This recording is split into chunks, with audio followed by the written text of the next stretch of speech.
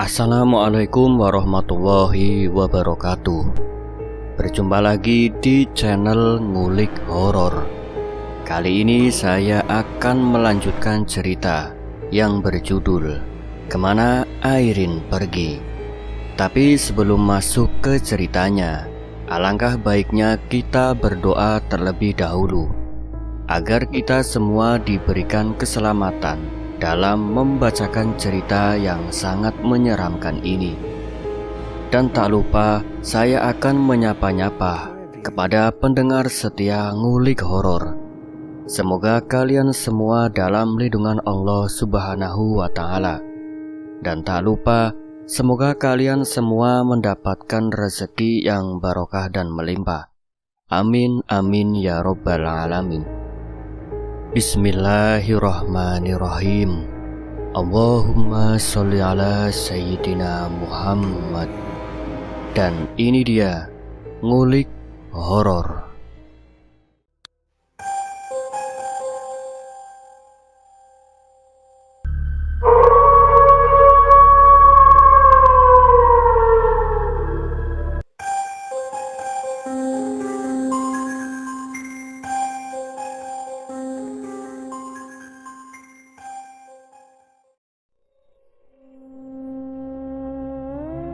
Tiba-tiba saja dari sudut pintu kamar terdengar seperti seorang mengetupnya. Mustahil ada tamu di tengah malam seperti ini. Suara tersebut terdengar hingga berulang-ulang, hingga mengundang rasa penasaran pada diriku saat ini.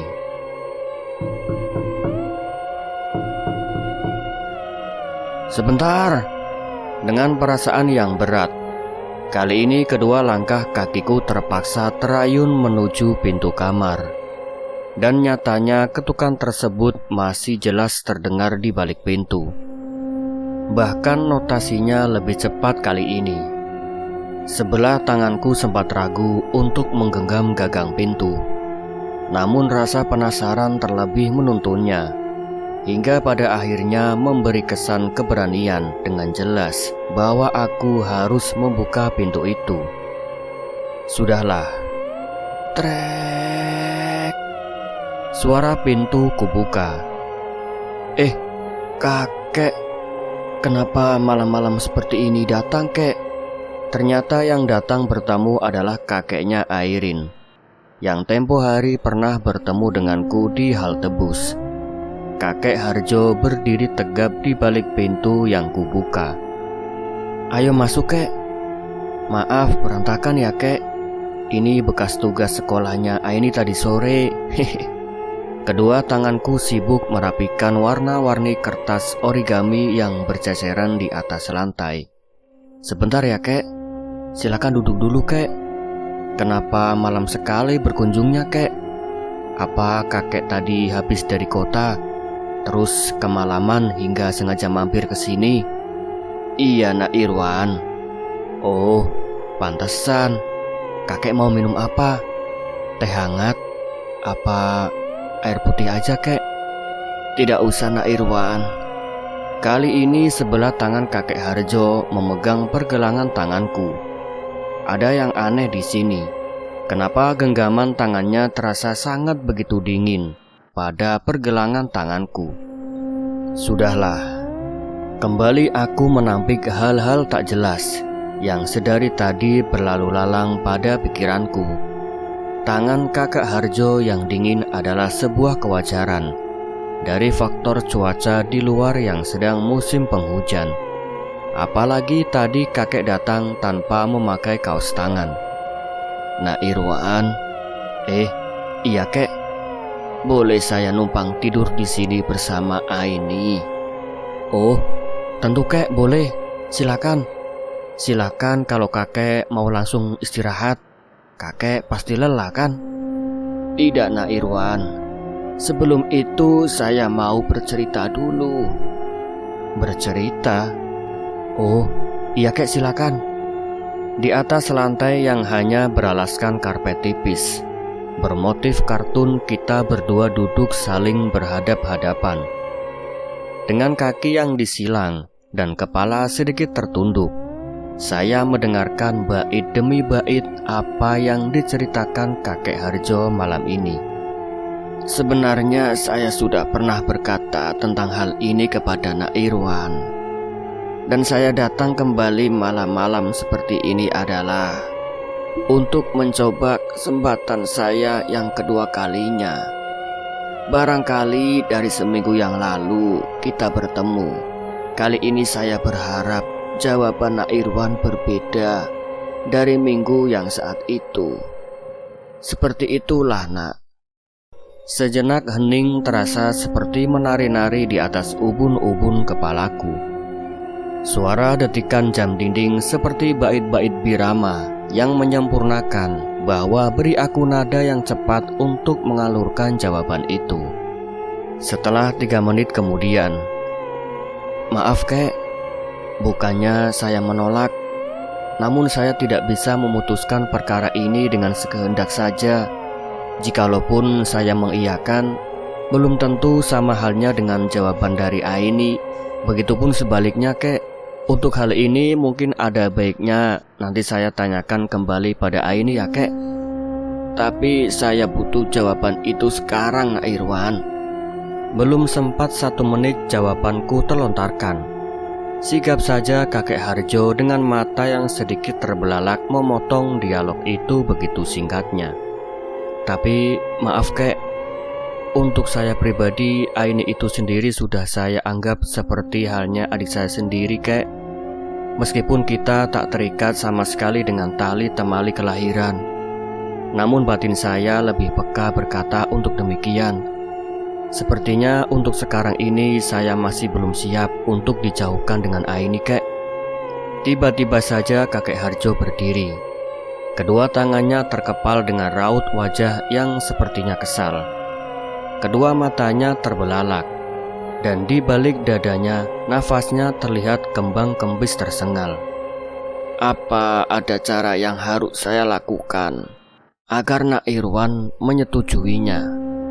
Tangan kakek Harjo kali ini terlihat menyingkap baju bagian belakangnya. Tiba-tiba saja hal yang di luar nalar pun terjadi. Dari belakang baju, kakek Harjo mengambil sebilah golok yang cukup panjang bentuknya. Dengan mata yang lebih terbelalak dan sebilah tangan menggenggam golok, kakek Harjo terlihat lebih mendekatiku. Aku sempat sedikit menjauh darinya, namun rasanya tubuhku kaku. Bahkan kedua tanganku terasa lemas. "Nak Irwan, diizinkan atau saya ambil secara paksa?" "Tapi kek, jangan seperti ini." Punggungku membentur ujung meja.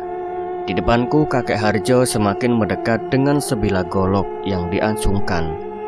"Jadi, Nak Irwan tidak mengizinkan? Baiklah." Golok itu diayunkan begitu cepatnya dan seketika menebas kepalaku. Kedua mataku terbuka. Aku menapaki tubuhku terseduh di atas meja bundar dengan tangan yang menjadi sandaran kepala. Astagfirullahaladzim, ini cuma mimpi. Sudut mataku berair. Namun sisi lain dari tubuhku rasanya sangat begitu gerah. Kursi yang aku duduki itu berderit kecil ketika aku hendak mengangkat tubuhku menuju kasur. Kembali terdengar ketukan pintu. Dek, suara jantungku berdegup. Dari arah paling sudut pintu kamarku berbunyi. Berbunyi hingga berulang-ulang. Aku menapaki bahwa diriku dalam keadaan sadar sekarang. Mungkinkah? Kembali lagi jantung ini berdegup kencang. Rasa cemas yang hingga perlahan berdesir menelusuri sekujur tubuhku.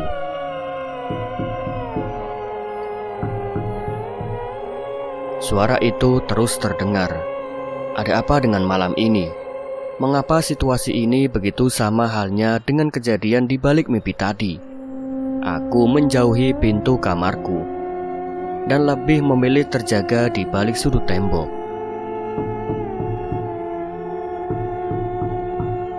Ya Allah, tolong jaga hamba-Mu ini ya Allah. Kedua telapak tanganku menutupi pandangan. Mulutku bergumam pelan bersamaan dengan itu. Di dalam hatiku berdoa.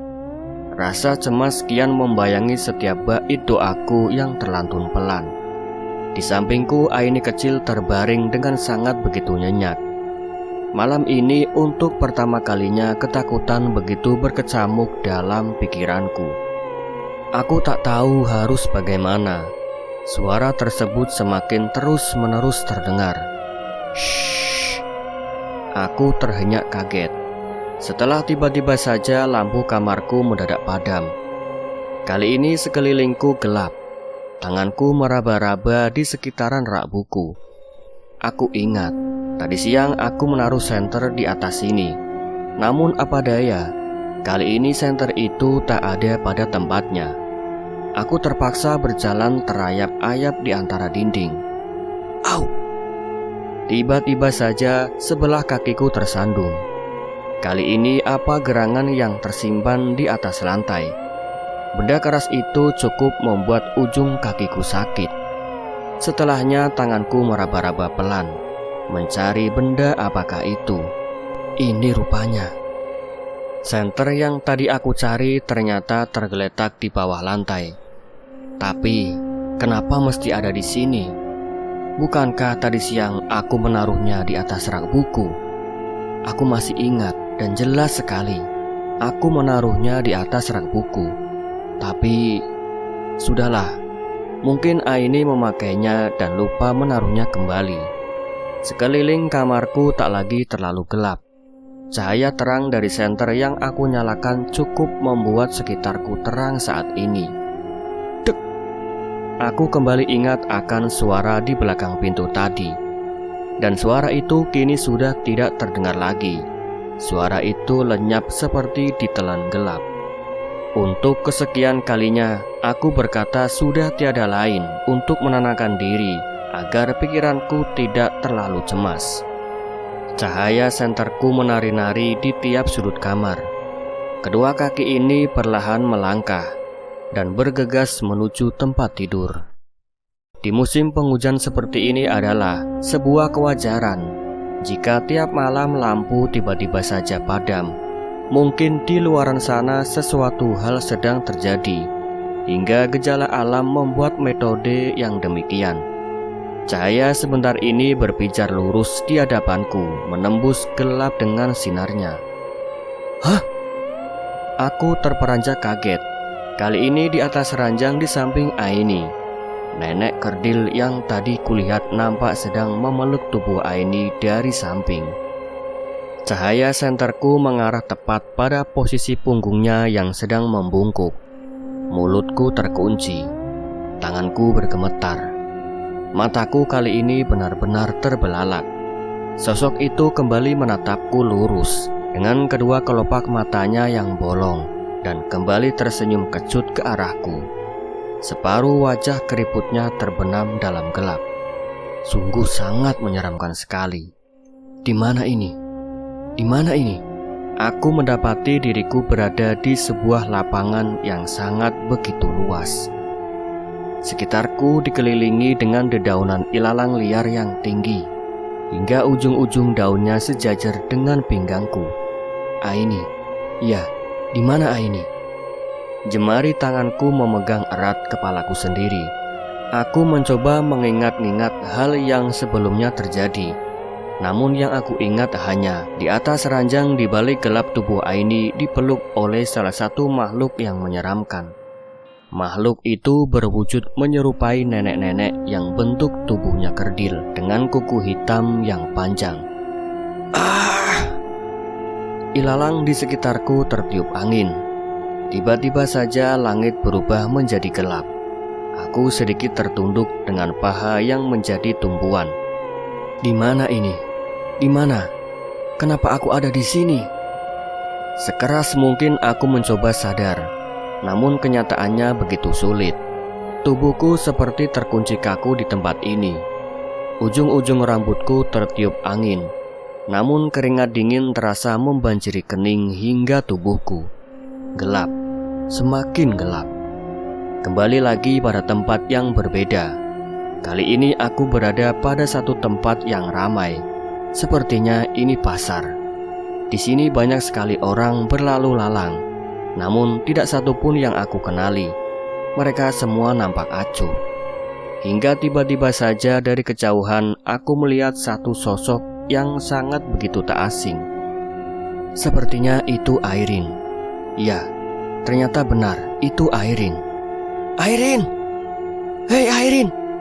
Sekeras mungkin aku berteriak memanggil namanya. Namun sosok Airin tersebut seolah-olah sama sekali tidak mendengar teriakanku. Sekencang mungkin aku mencoba berlari untuk mendekatinya. Namun tiba-tiba saja seketika langkahku tak lagi begitu jauh dengan sosoknya. Dua orang bertubuh besar membungkam mulut Airin dari belakang. Kedua orang tersebut menerka tubuh kecil Airin yang meronta-ronta di hadapanku, hingga tubuh kecil Airin diam. Lalu dengan rusuh mereka meminangnya ke dalam sebuah mobil Avanza hitam yang entah dari mana datangnya. Aku terbujur kaku dari tempatku berdiri saat ini. Aku menyaksikan sendiri Airin dibawa masuk ke dalam mobil tersebut lalu pergi. Tiba-tiba saja sekelilingku kembali gelap. Kali ini aku mendapati diriku berdiri di dalam sebuah gedung kumuh bercat putih yang nampak lusuh tak terawat. Lalu di hadapanku kedua orang tersebut menjatuhkan dengan kasar tubuh kecil Aini di atas ubin yang kotor. Hei! Untuk kedua kalinya tubuhku seperti terpasung di tempatku berdiri. Sekeras mungkin aku mencoba berontak, namun seolah-olah tali yang begitu erat mengikat tubuhku dengan kencangnya. Kedua kaki ini terasa berat dan sulit sekali untuk terayun ke depan. Aku melihat Airin terbangun kali ini. Tubuh kecilnya mencoba berdiri dengan terhuyung-huyung. Ia berjalan dengan kedua tangan yang berpegangan erat pada pilar-pilar gedung. Brak! Tiba-tiba saja salah seorang dari kedua orang tadi menghantam punggung Airin dari arah belakang. Hantaman itu membuat tubuh kecil Airin tersungkur dan kembali jatuh dengan posisi telungkup. Belum sampai di situ ternyata kekejiannya. Tubuh Airin yang ambruk pun diseret paksa oleh tangannya. Rambut Airin menjuntai ke depan menutupi wajahnya. Bajunya yang berwarna merah kini menjadi sedikit gelap bercampur dengan debu yang berserakan di atas ubin. Tangan kasar itu mengikat tubuh kecilnya pada sebuah pilar. Dari jauh aku memandangi wajahnya. Wajah polos itu terlihat kusam. Keringat di balik rambutnya berjatuhan pelan pada dahi dan pelupuk matanya. Wajah polos itu tertunduk. Dengan mata yang terpejam, darah terlihat keluar dari sikutnya. Tubuh kecil itu tak berdaya dalam balutan tali yang mencengkramnya kencang. Airin! Suaraku menggema pada dinding-dinding gedung. Namun jawaban yang kutemui hanya sepi dan titik-titik air mata yang menyambung di wajahku. Aku tak kuasa melihat tubuh kecil itu. Airin kecil diikat kencang pada pilar gedung dengan darah yang menetes pada sikutnya. Dari jauh aku melihat tubuh Airin kecil yang terikat di tiang pilar nampak tak berdaya. Kepalanya menunduk rengkuh, matanya terpejam, rambut ikalnya nampak kusam. Debu-debu dari lantai yang kotor tertiup angin dan menerpa wajahnya. Baju serta celananya nampak lusuh dan sangat kumal. Airin kecil, ingin aku mendekap tubuhmu, memelukmu, membasuh setiap peluh bercampur darah yang terjatuh di wajah polosmu. Ingin aku melepaskan kedua tangan mungilmu yang terikat kencang di tiang pilar. Namun apa daya kali ini, tubuhku kaku, tak dapat bergerak sama sekali, seperti terpasung namun dalam keadaan berdiri. Aku hanya bisa memandang di balik air mata yang hangatnya berderai di wajah ini. Biadab! Bajingan mana yang tega menyiksa gadis belia hingga seperti ini? Apa yang terlihat olehku sekarang seperti seikat belenggu. tiba-tiba mendekap tubuh, lalu menerkanya dengan lahap. Emosi itu kian mendera, dan air mata yang hadir kali ini adalah luapannya. Dasar bajingan! Tanganku terkepal. Ingin rasanya aku berlari lalu memukul keras kedua orang itu, agar mereka tahu sakitnya diperlakukan seperti layaknya binatang.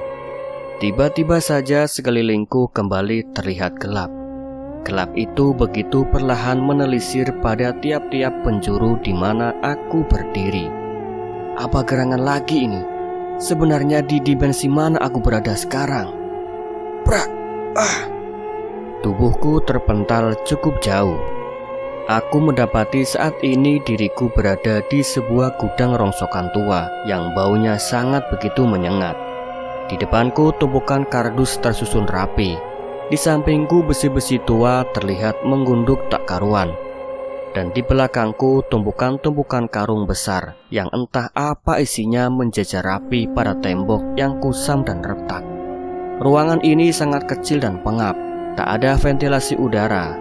Selain lubang kecil berbentuk segi empat yang letaknya jauh di tembokan paling ujung di atas sana. Di mana lagi ini?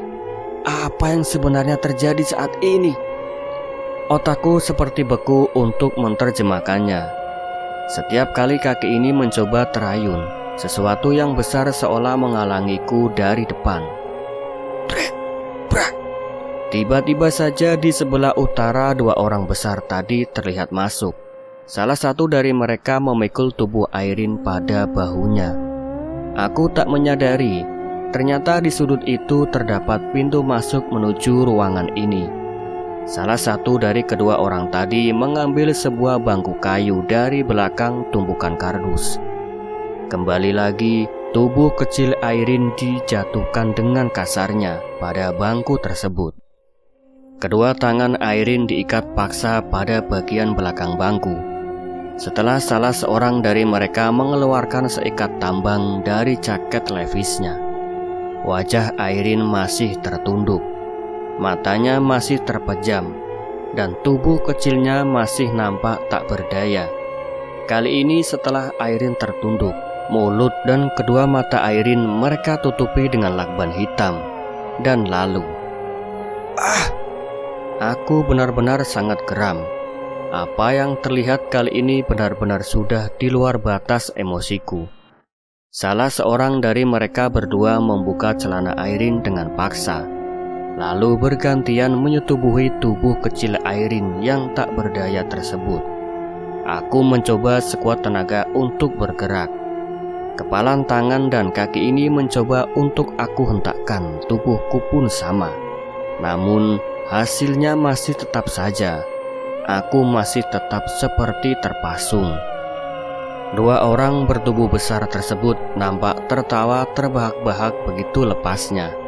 Nafsu liar mereka yang menyetubuhi tubuh Airin secara bergantian melebihi dari perilaku makhluk yang paling biadab di bumi ini. Kenapa harus seperti ini?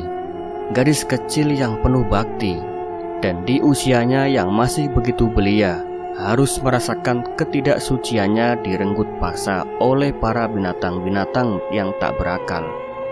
Apakah kerasnya hidup harus seterjal kisah yang sedemikian rupanya? Apakah alur hidup sebelum menuju jalan pulang harus sebegitu durjananya? Apakah mereka berdua paham bahwa Sang Maha Hakim sudah mempersiapkan neraka paling panas di kemudian hari untuk menyambut mereka pulang? Seandainya apa yang terpandang olehku dan apa yang terlewatinya adalah sebuah kebenaran, maka aku bersumpah atas nama diriku sendiri, semoga di neraka nanti kalian mendapat ganjaran yang lebih sakit dari perbuatan kalian sekarang. Airin sayang, Airin malang. Air mata ini tak juga reda. Setiap tetesnya yang penuh emosi bergeming di balik debu-debu kusam di atas lantai. Ya Allah, kenapa meski Airin yang melewati kepedihan ini? Dan kenapa Engkau meski menjebakku dalam ketidakberdayaan di ruangan ini, ya Allah? Semoga Engkau memberikan hukuman yang setimpal pada mereka berdua. Entah dari mana datangnya, Tiba-tiba saja binar-binar cahaya yang sangat begitu menyilaukan mata menelisik pelan pada tiap-tiap penjuru ruangan. Cahaya itu perlahan menyebar hingga menutupi pandangan. Semakin terang dan semakin perih menutupi pandangan mataku. Aku mendapati tubuhku berjerembab di atas lantai kamar. Suara azan subuh terdengar merdu di telingaku saat ini. Tubuhku tak lagi kaku dan mulai bisa terduduk meski kepalaku masih terasa pening dan pandanganku masih buram. Tanpa sengaja sekelebat sudut mataku memandang ranjang. Namun kali ini aku mendapati Aini tak ada di sana. Entah kemana perginya Aini. Ranjang itu terlihat kosong di atasnya. Hanya ada selimut dan sepasang bantal guling yang nampak sudah tersusun dan menyender rapi pada dinding. Ain, kamu di mana, Ain? Aku memaksakan untuk berdiri, lalu perlahan melangkah. Meski kepalaku yang masih pening membuat langkahku sedikit terhuyung-huyung. Kali ini sebuah tanganku berpegangan pada rak buku. Ain, kamu di mana, Ain? Ain. Syukurlah, hatiku nampak begitu lega ketika aku melihat Aini di belakang tembok, dengan posisi tubuh sedang sujud berbalut mukena putih. Wajahnya yang bulat dan ujung bibirnya nampak sangat lucu ketika ia bergumam membaca doa. Suatu saat apa yang kamu kerjakan hari ini, itulah yang akan menjadi hal paling bermanfaat bagimu di kemudian hari, Ain. Kakak sudah sholat? Aini kecil langsung bertanya padaku sehabis salam terakhirnya. Belum. Ih kakak, sholat dulu kakak, sholat ayo. Sana kak, sholat. Iya Ain, iya. Lekas aku pun menuju kamar kecil untuk mengambil wudhu, dan setelahnya mulai menunaikan ibadah sholat subuh. Hari itu hari Minggu, di mana Aini libur pekan di sekolahnya. Aku dan Aini berencana untuk mengunjungi makam Airin hari ini. Namun rencana itu seketika kami batalkan, berhubung tadi pagi kakek Harjo meneleponku bahwa hari ini ia akan datang bersilaturahim kemari. Aini kecil sibuk menyusun buku-buku sekolahnya di atas rak bufet yang sudah reot, dan aku sendiri sibuk membereskan ruangan kamar serta jendelanya yang penuh debu, di mana sekitar 2 bulan lebihnya tidak dibersihkan. Kak, kata ibu guru di sekolah, kalau kita pengen kaya terus punya uang banyak banget, katanya kita harus rajin menabung ya kak. Benar kan kak? Aku tersenyum dan menatap wajah polos Aini di balik kaca jendela. Iya, betul sekali. Rajin itu pangkal pandai, dan hemat pangkal kaya, Ain. Memangnya kalau Aini sudah punya uang banyak, Aini pengen beli apa? Apa ya kak?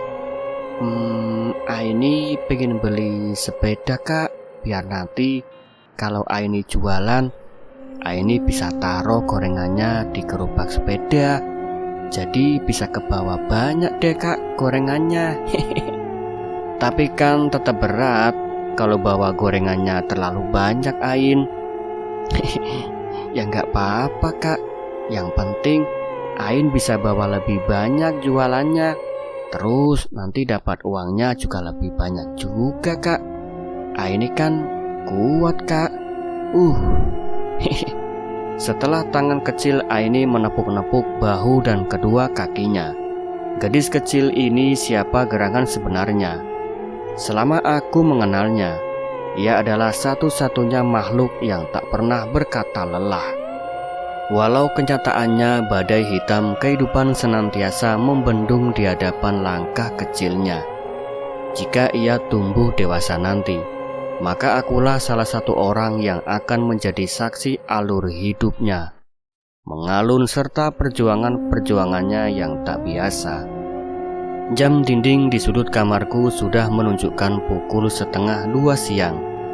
Namun kakek Harjo belum juga tiba. Biasanya beliau adalah salah satu orang yang sangat disiplin dalam soal waktu. Namun kali ini sudah lebih 2 jam dari kunjungan yang ia janjikan. Ia belum juga tiba. Atau mungkin ia terjebak kemacetan di jalan. Karena akhir-akhir ini banyak sekali kendaraan-kendaraan besar roda 6 berlalu lalang, seperti konvoi, hingga menyebabkan kemacetan yang cukup panjang. Aku termenung di balik jendela, menunggu kedatangan kakek Harjo sembari memperhatikan Aini, yang sedari tadi sibuk menanam pohon arben di pekarangan belakang. Kedua tangannya kotor bercampur tanah, yang ia gali dan ia pindahkan sendiri. Tubuh kecilnya membungkuk di bawah rindangnya pohon jambu.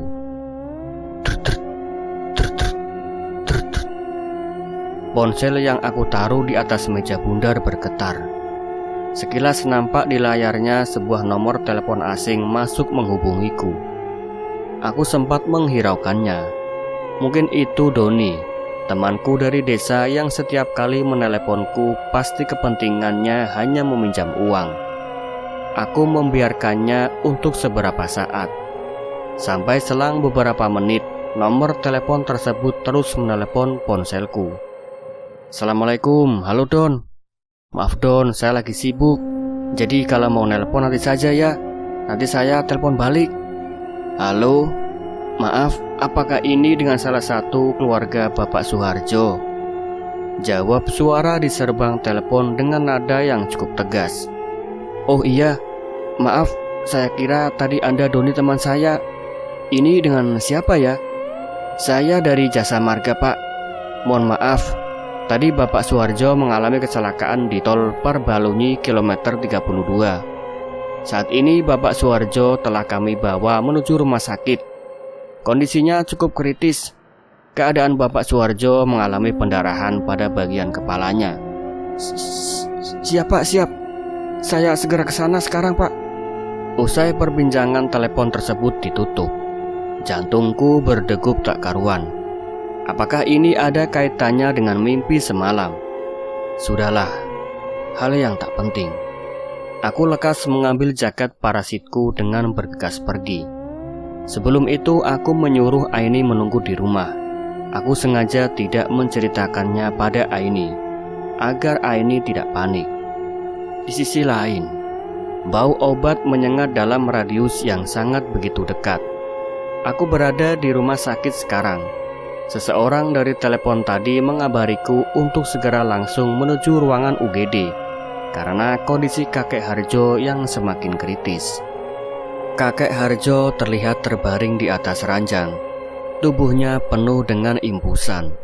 Perban melingkar di kepalanya, serta sebelah kakinya pun begitu halnya. Kek, ini Irwan. Suaraku berbisik pelan pada telinganya. Tak ada tanda-tanda jawaban. Matanya masih terpejam. Keriput wajahnya kini terlihat lebih dekat. Tangannya yang kurus dan kering menggambarkan jelas tentang pengalaman hidup yang sudah ia lalui. Rambut putih beserta tubuhnya yang mulai membungkuk pun begitu sama. Halnya saksi bisu dari waktu dan perjuangan. Maafkan Irwan, Kek. Seandainya saja waktu itu Irwan mempersilahkan Aini untuk kakek bawa, mungkin kakek tak akan seperti ini. Tiba-tiba saja jemari kakek Harjo di sampingku sedikit bergerak. Mulutnya mulai membuka pelan, namun kedua matanya masih terpejam. Jemari tangannya yang kering sedikit bersentuhan dengan jemari tanganku.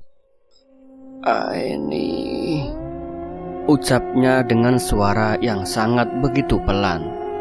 Aini ada Kek. Ini Irwan, Aini di rumah.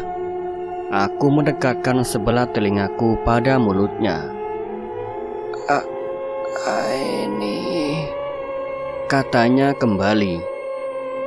Kakek ingin bertemu dengan Aini.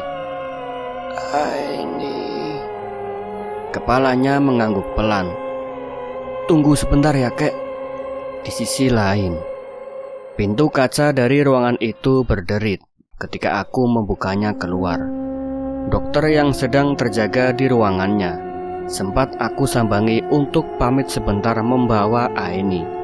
Setelah itu, aku pun bergegas meninggalkan rumah sakit tersebut dengan sedikit berlari. Siang ini cahaya matahari berpijar cukup menyilaukan mata. Aini kecil nampak sedang terduduk santai di selasar rumah. Nampaknya Airin sedang mengajaknya bermain kala itu.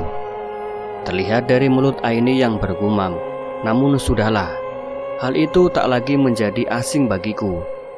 "Ain," ucapku dari kejauhan dengan langkah kaki sedikit rusuh.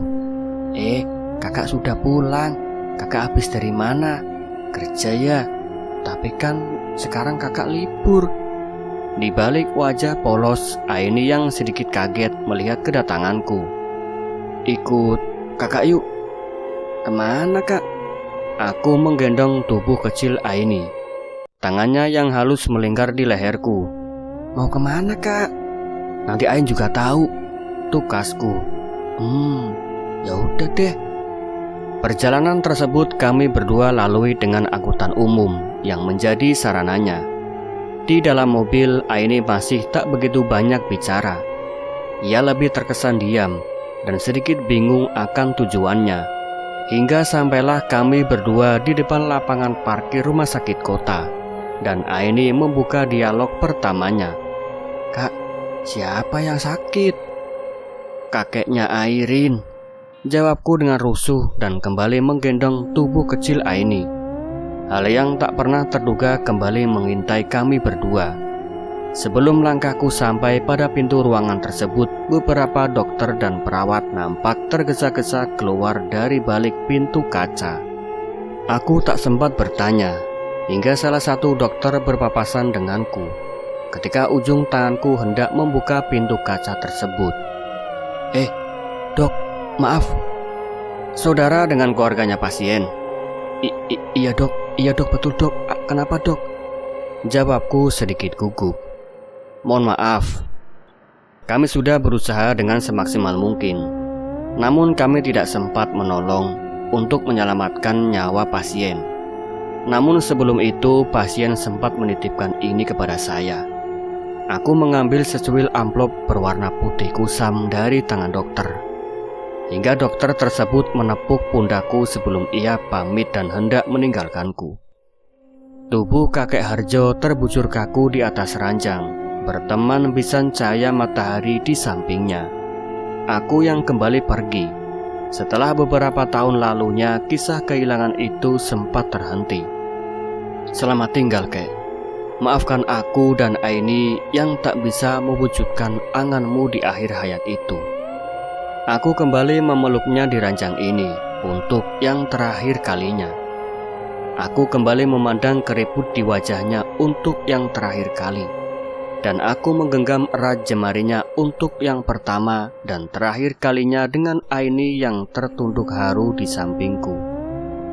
Jenazah Harjo telah dibawa oleh keluarga besarnya. Aku tak begitu bercerita banyak kepada mereka, termasuk aku menyembunyikan tentang Aini padanya. Aku pulang dengan membawa sekantung penuh kesedihan. Sepanjang jalan Aini menatapku ketika kedua mata ini dilipur haru dalam diam.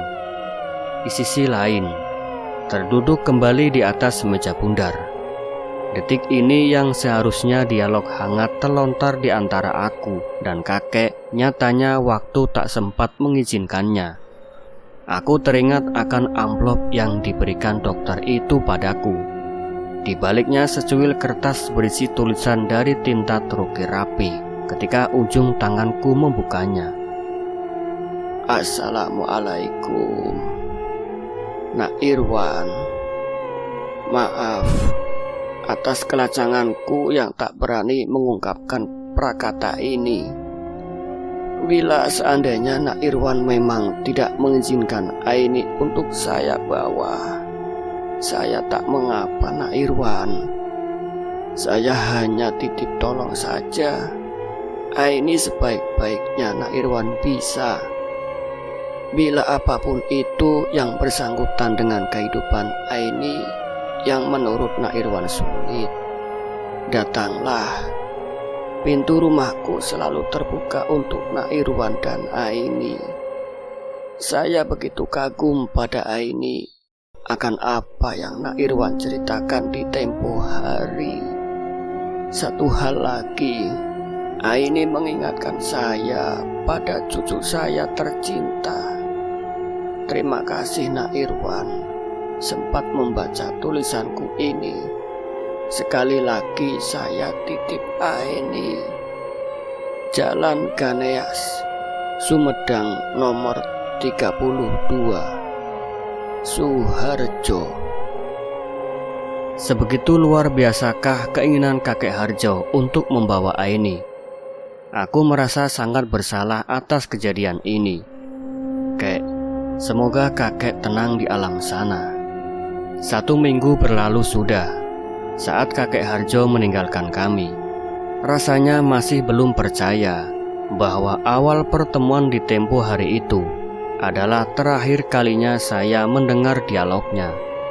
Di balik senja aku kembali menyusuri jalan setapak ini. Angin berhembus pelan menerpa wajahku yang basah karena keringat. Sepanjang jalan ini hanya angin dan gemerisik rumput yang menemaniku. Sejauh mata memandang yang terlihat hanya jalanan yang lurus, beserta daun-daun cemara kering yang berguguran tertiup angin.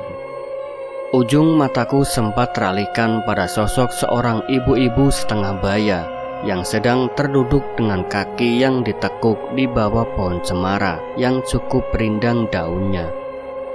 Aku melihat dari jauh. Kedua matanya menatap kosong. Pandangannya lurus ke depan dan tangannya melingkar di antara kakinya yang ditekuk itu.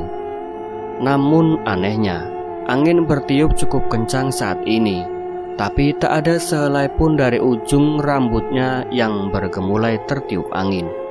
Ia masih terdiam dengan pandangan kosong. Bahkan saat aku melangkah lurus di hadapannya, ia tak menghiraukannya sama sekali. Aku yang sempat ingin menyapanya, menarik kembali niatku. Meski sebaik pertanyaan di dalam hati menggodaku untuk membetuskannya. Namun kali ini rupanya kaki tak seirama dengan apa yang diinginkan oleh hati. Kaki ini melangkah cukup cepat saat langkahku tepat melintas di hadapannya. Setelah beberapa meter, langkahku melewatinya. Entah kenapa rasa penasaran itu kembali hinggap. Aku mencoba menoleh ke belakang, namun alangkah terkejutnya ketika sosok perempuan tersebut lenyap dari tempat ia terduduk tadi. Kemana ia? Aku bertanya pada diriku sendiri. Dari tempatnya terduduk tadi tak ada bekas apapun yang menggambarkan bahwa ada seseorang yang diam di sana 2 menit yang lalu. Selain patahan ranting cemara beserta gerakan daunnya yang menghampar abstrak di atas tanah kering. Sudahlah. Mungkin seseorang telah menjemputnya di saat aku berbalik ke depan tadi. Tukasku dengan langkah kaki yang aku teruskan kembali. Tanpa sengaja aku bertemu Aini di persimpangan. Tubuh kecil Aini memikul sebuah kotak yang cukup besar berisi gorengan di atas kepalanya. Langkah kakinya sedikit terseok-seok, namun sebisa mungkin ia tahan. Gorengan, gorengan bu, gorengan. Suaranya nyaring khas kekanak-kanakan terdengar cukup keras di bawah terik matahari menuju temaram. Aini dengan langkah mungilnya masih tetap berjalan, meski peluh dan keringat perlahan berjatuhan di balik wajah polosnya. Aini!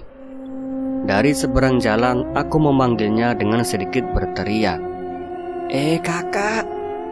Kali ini kedua mataku lebih jelas lagi melihat butiran keringat yang berderai di balik wajah polos Aini.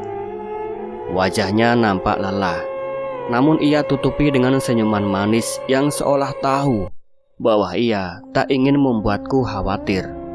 Kakak baru pulang ya? Kok telat kak? Tadi kakak lembur dulu Ain, jadi agak telat. Oh gitu ya kak. Ya udah deh kak, Ain lanjut jualan lagi ya. Kring. Perut kecil Aini kali ini terdengar berbunyi nyaring. Duh, maaf kak. Ain belum makan. Udah kok kak, tadi pagi kan bareng sama kakak. Nanti kalau kakak udah sampai rumah, Aini mau minta tolong kak, boleh? Iya Ain. Ain mau minta tolong apa? Jawabku sambil tersenyum. Tolong angkatin sepatu Ain ya kak. Tadi pagi Ain jemur sepatu. Lupa belum Ain angkat. Oke siap. Oh, oke. Terima kasih ya kak. Ain banget lagi ya kak. Dadah kakak. Iya, hati-hati ya Ain. Aini kecil meninggalkanku dengan langkah riangnya. Kedua tangan mungil itu menggenggam sekotak penuh gorengan di atas kepalanya. Maafkan kakak ya Ain. Kakak tak mampu menjadi seorang yang mampu memberi lebih untuk Ain. Brak! Tiba-tiba saja suara tabrakan cukup keras terdengar di samping jalan. Nampak sebuah mobil sport Pajero terhenti di sana. Di depannya seorang gadis kecil tergeletak dengan sekotak gorengan yang berceceran di atas aspal. Aku lekas berlari menghampirinya. Tubuh gadis kecil itu merengkuh di atas aspal, dengan darah yang perlahan keluar dari mulutnya. Aini! Aku berteriak lantang dan berlari begitu cepatnya, hingga pandangan di sekitar itu seketika tertuju padaku. Namun ternyata gadis yang saat ini tergeletak di atas aspal jalan bukanlah Aini. Aini terlihat diam termengu di seberang jalan, memandangi gadis yang tergeletak tersebut. Untunglah. Aku lekas menyeberangi jalan, lalu memeluk tubuh kecil Aini dengan eratnya. Kakak kenapa? Suara Aini terdengar sedikit kaget. Kakak pikir itu Aini. Jawabku dalam erat pelukan itu. Hehehe, Aini di sini kok. Aini nggak apa-apa kak. Aini kecil berbalas memeluk tubuhku begitu kencangnya. Kasihan ya kak, teteh itu. Iya Ain, sudah, jangan dilihat ya. Aku menghalangi kedua mata Aini dengan tubuhku. Kakak awas ih. Kenapa Ain? Jawabku sedikit kaget. Arwah teteh itu di belakang kakak sekarang. Kakak jangan menghalangi Aini. Aini mau ngobrol sama si teteh itu. Awas kak. Bentak Aini sembari menyingsingkan sebelah tangannya ke arah punggungku. Tubuhku berbalik dan Aini terlihat sedikit maju ke depan. Lalu sebelah tangannya terayun ke depan seperti hendak berkenalan. Kok kamu nangis? Kenapa? Aini meneruskan. Hei, kenapa nangis? Tubuh Aini semakin maju ke depan. Hei, jangan pergi hei. Ya, pergi deh kak. Kenapa ya si tetehnya nangis? Entahlah Ain. Aku menjawab dengan sedikit bingung akan jawabanku yang selanjutnya. Di seberang jalan terlihat warga mulai berkerumun. Sampai seorang bapak-bapak terlihat berlari dari arah belakang dan menghampiri jenazah tersebut, lalu langsung membawa jenazah itu dalam pangkuannya. Sepertinya sosok bapak-bapak tersebut adalah seorang yang tidak asing lagi. Aku seperti pernah melihatnya sebelumnya, tapi di mana? Aku ingat, bapak itu adalah orang yang pada tempo hari membawa jenazahnya Airin saat kecelakaan. Luar biasa. Ternyata masih ada orang yang sebegitu pedulinya meski di jalanan seperti ini. Aini kecil sempat berpamitan padaku untuk meneruskan kembali menjajalkan dagangannya, sebelum aku pun meneruskan kembali perjalanan pulang di sore ini. Hati-hati di jalan Ain. Aku mengingatkannya sebelum sosok tubuh kecil itu membelakangiku, lalu melangkah maju dan perlahan menjauh dari pandanganku dan mulai redup tertutup temaram. Di sisi lain, azan maghrib berkumandang sangat merdu. Sesaat sebelah tanganku membuka pintu gerbang rumah kos ini. Aku merebahkan tubuh di atas kursi sofa seusai melaksanakan kewajibanku. bersama secangkir kopi hangat yang menjadi teman dan gelap di balik jendela yang perlahan mulai menyapa. Jam dinding berdetik ria, mengunci hening dalam diamku. Saat tiba-tiba saja aku sedikit kaget dengan suara debukan cukup keras dari arah rak buku Aini. Aini sudah pulang? Hening menjawab sautanku itu untuk sesaat.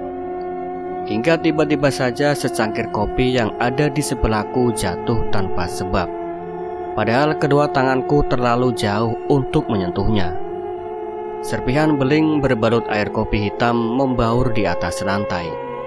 Kedua tanganku hendak memisahkan bagian-bagian itu ke dalam kantung plastik. Sampai tanpa sadar tiba-tiba aku merasa seperti terawasi oleh seseorang dari arah belakang. Bulu kuduku berdiri.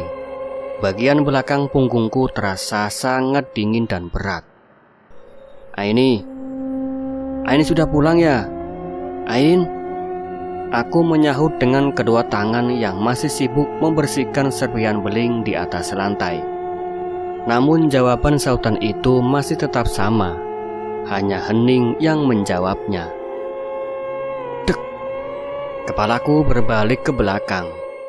Tak ada satu orang pun yang terlihat berdiri di belakangku. Kali ini punggungku masih terasa berat, hingga langkah kakiku perlahan berjalan ke arah dapur, dengan tujuan hendak membuang sisa serpihan beling dalam kantung kresek tersebut. Brak! Kembali lagi terdengar bunyi debukan cukup keras dari arah rak buku Aini. Namun untuk yang kedua kalinya keadaan masih tetap sama. Buku-buku di rak itu masih berjejer rapi pada tempatnya. Jendela kamarku berderit ketika angin dingin perlahan dari arah luar meniupnya merdu. Aku terduduk di atas meja bundar. Tanpa sadar sudah 1 jam lebih Aini belum juga pulang.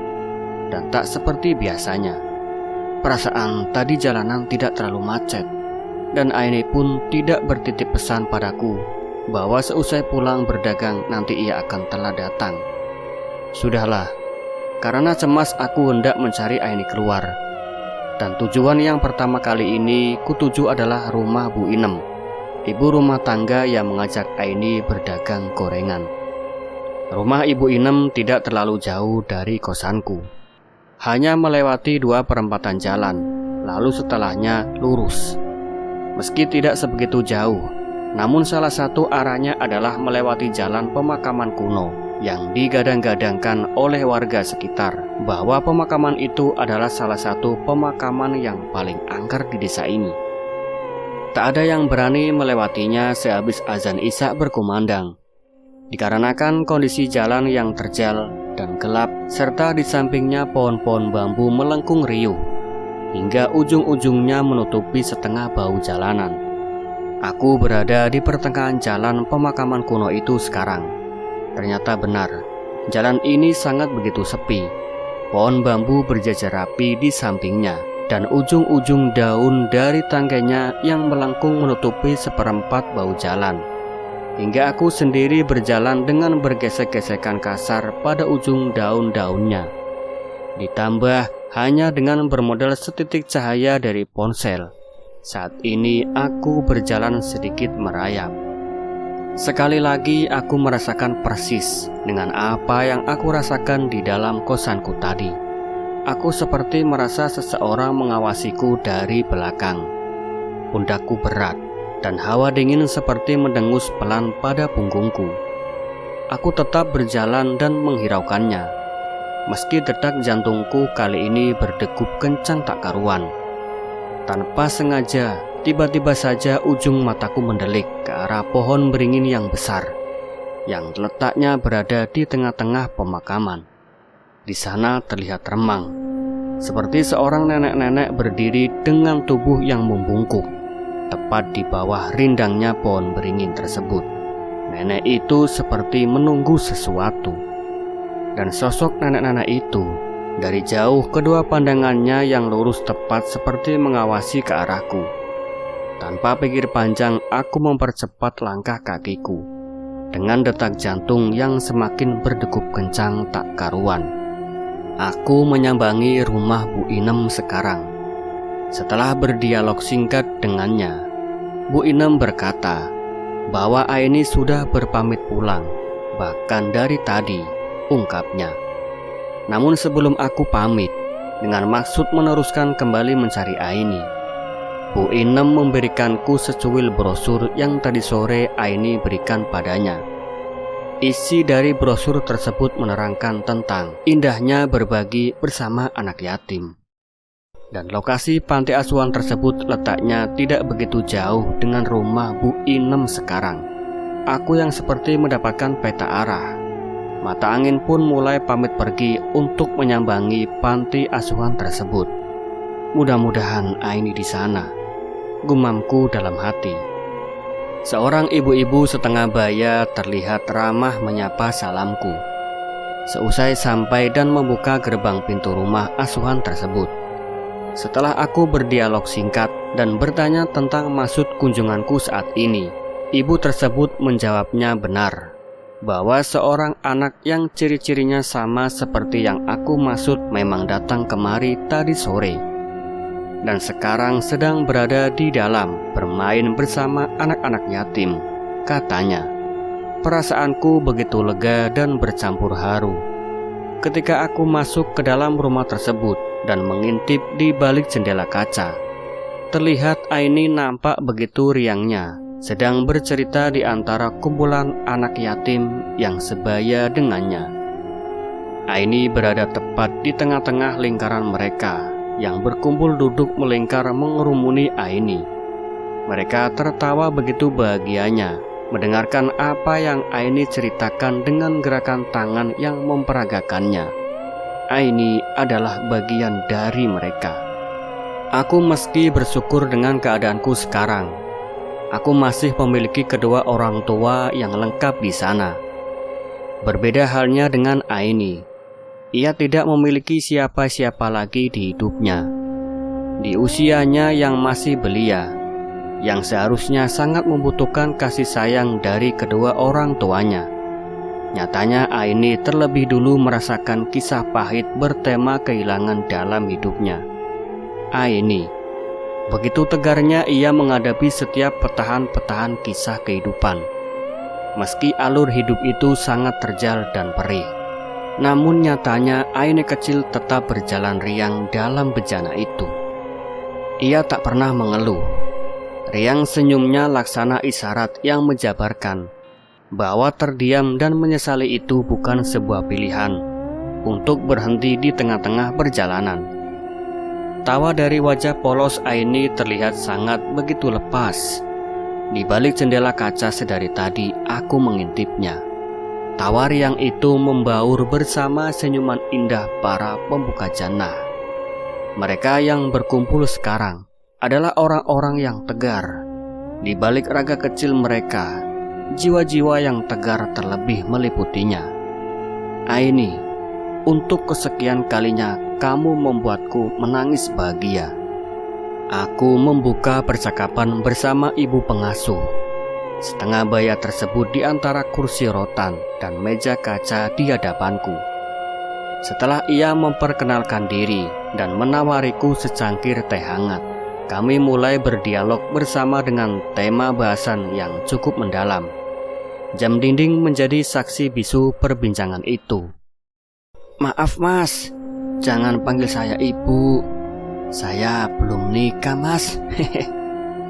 Jawabnya dengan kepala tertunduk dan sedikit tersenyum. Aduh, maafkan saya teh. Saya kira teteh sudah menikah. Saya benar-benar tidak tahu. Aku menjadi sedikit canggung karena hal itu. Dia Ramini namanya. Usianya jauh berada di bawah usiaku.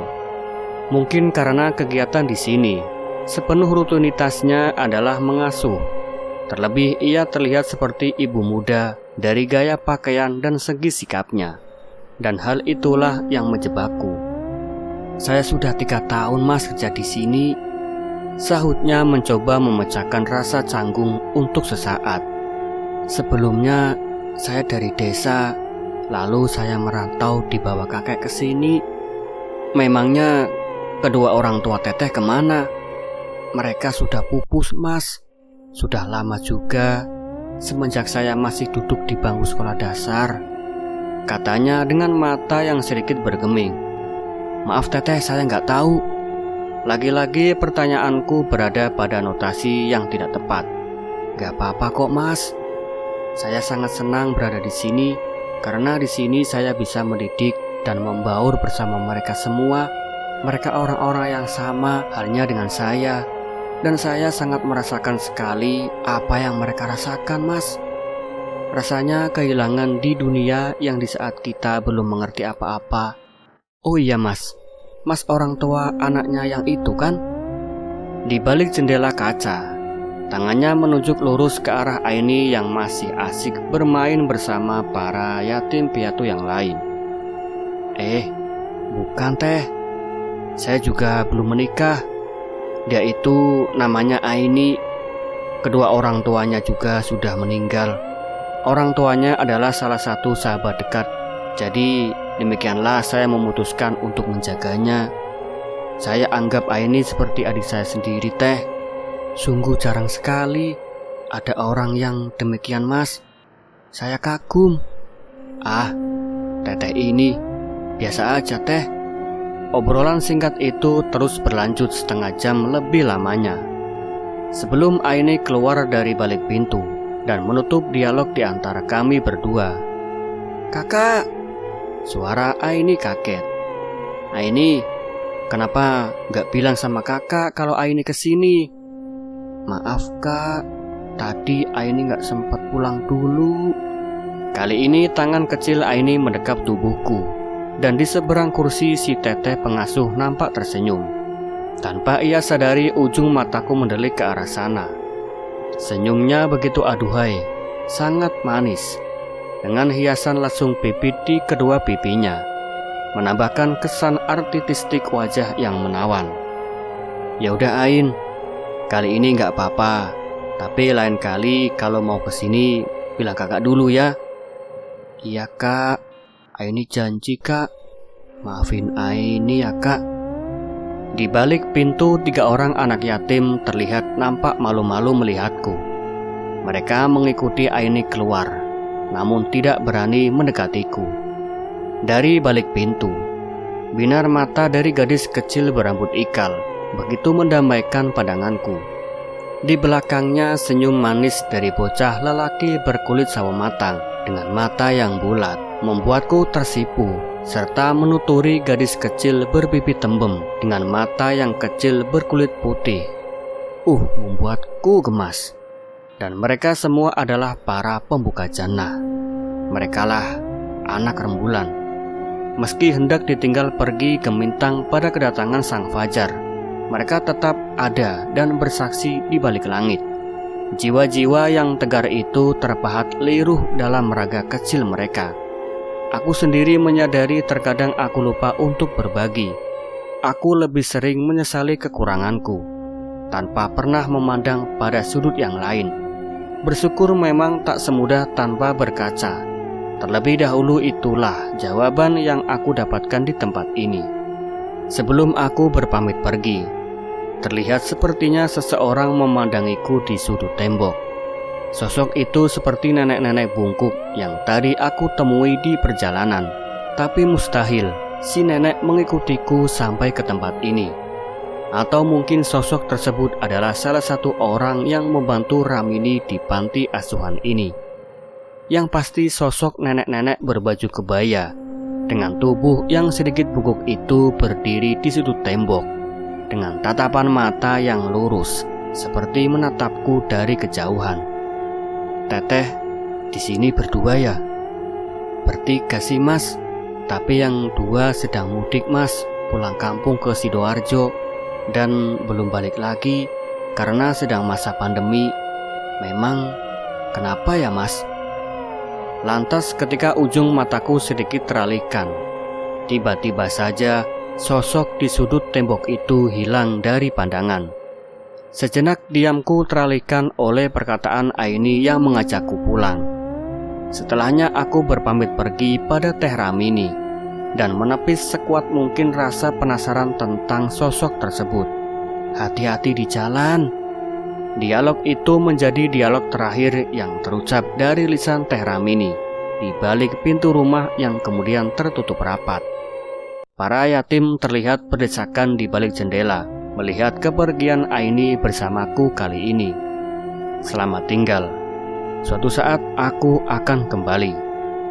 Terangnya cahaya rembulan mengitari tiap langkah demi langkahku beserta Aini dalam gendongan. Kami berdua menyusuri jalan setapak. Tangan Aini melingkar begitu eratnya pada leherku. Mungkin karena hawa dingin di malam ini yang benar-benar terasa seperti menembus kulit. "Kak, jalannya gelap sekali," kata Aini pelan. "Iya Ain, pegangan ya.